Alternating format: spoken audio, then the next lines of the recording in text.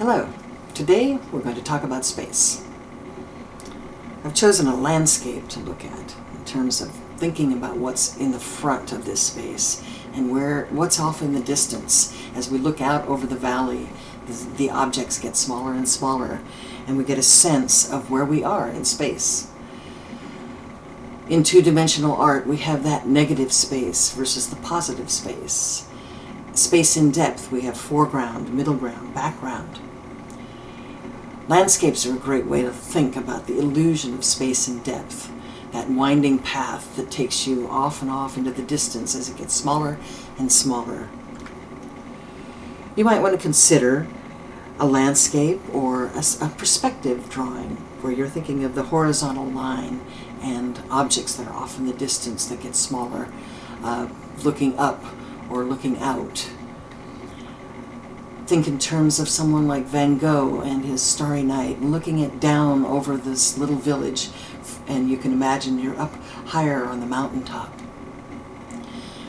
Joy has given us some other ideas of space and how we might use space as our unifying element for this project.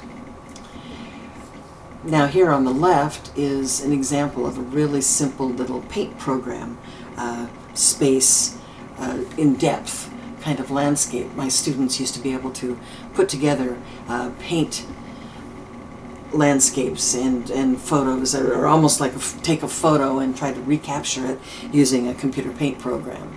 And here's one of my pictures from Yosemite, where I'm thinking about space, where it looks like I'm right in the middle of that stream and it's winding off and getting smaller and smaller as it goes toward the mountain.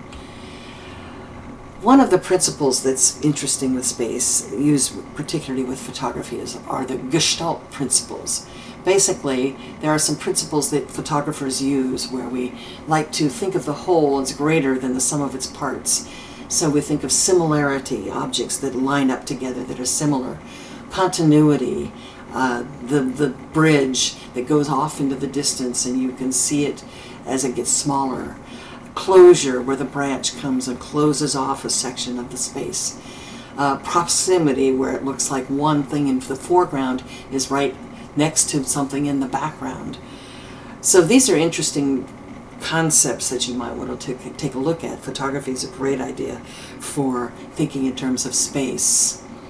Here's the Knights Ferry Bridge, the continuity concept, and the old buildings with the similarity, with the windows being that unifying theme.